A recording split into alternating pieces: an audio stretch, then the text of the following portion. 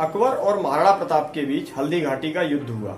हालांकि इस युद्ध में राजपूतों ने मुगलों के दांत खट्टे कर दिए थे, लेकिन मुगलों की संख्या बहुत ज्यादा थी और राजपूतों की संख्या काफी कम थी। तो फाइनली मुगलों ने मेवाड़ के कई हिस्सों पर अपना कब्जा जमा लिया था और साथ ही चित्तौड़गढ़ पे भी अपना कब्जा जमा दिया था। जब चित्तौड़गढ़ के ऊपर कब्जा हो गया तो महाराणा प्रताप को अपने परिवार सहित जंगल में जाके रहना पड़ा। जंगल में महाराणा प्रताप और उनके परिवार ने घास की रोटियां खाई।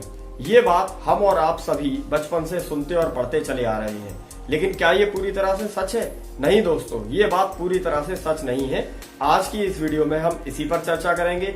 दोस्तों, कुछ बातें गौर करने लायक है। पहली तो ये कि भीलों के साथ महाराणा प्रताप जंगल में रहे थे।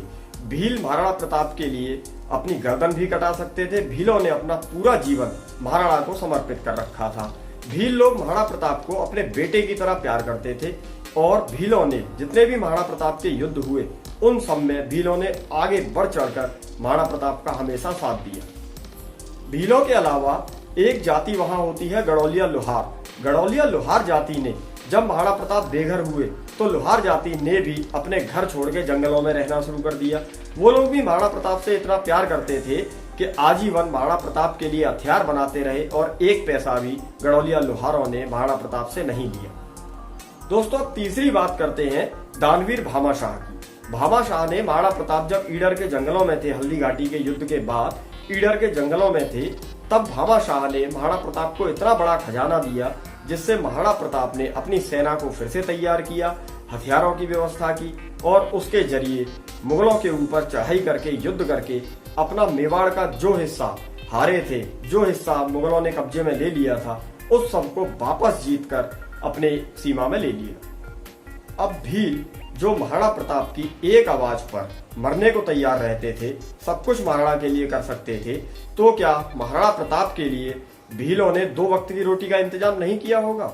चलिए अब गड़ौलिया लोहारों की बात कीजिए, जो महाराणा प्रताप के बेघर होने पर अपने घर छोड़ सकते हैं, टेंट में जंगल में रह सकते हैं राणा की वजह से, तो क्या उन लोहारों ने भी महाराणा प्रताप के परिवार के लिए 2 वक्त की रोटी का इंतजाम नहीं किया होगा? और इसी तरह से भामाशाह इतना बड़ा खजाना दे सकते हैं, लेकिन क्या 2 वक्त की रोटी का इंतजाम करने की जरूरत भामाशाह ने भी नहीं समझी होगी? दोस्तों, सच्चाई ये है कि महाराणा प्रताप ने जंगल में जो रोटी खाई थी वो घास की रोटी थी ही नहीं, बल्कि वो रोटी थी फिकार की। फिकार एक तरह का अन्न ही होता है। राजस्थान और मध्य प्रदेश के जंगलों में बिना खेती किए अपने आप ही फिकार उगाता है। भील लोग फिकार की ही रोटी खाया करते थे। उसके 2 कारण थे। एक तो फिकार में पैसा नहीं खर्च होता था, भीलों के पास इतना पैसा नहीं था। दूसरी बात ये थी कि भील जंगल में रहते थे, उनके पास स्टोर करने के लिए कोई व्यवस्था नहीं थी। फिकार की खासियत होती है कि 10 साल तक भी आप उसको रख दीजिए तो उसके अंदर घुन नहीं लगता। तो भील लोग फिकार की ही रोटियां खाया करते थे। महाराणा प्रताप और उनके परिवार के लिए अच्छे खाने की व्यवस्था थी, हो सकती थी, की भी गई थी, लेकिन महाराणा प्रताप इतने खुददार और आत्मसम्मानी व्यक्ति थे कि उनका ये कहना था कि मैं भीलों के साथ रह रहा हूं तो मैं और मेरा परिवार खाना वही खाएगा जो भील खाना खाते हैं। इस वजह से महाराणा प्रताप ने भी फिकार की ही रोटी खाई थी जो कि भील खाया करते थे। दोस्तों, इस बात पर आपकी क्या राय है कमेंट बॉक्स में बताना ना भूलें और यदि वीडियो में दी गई जानकारी आपको अच्छी लगी तो वीडियो को लाइक करें और शेयर करें।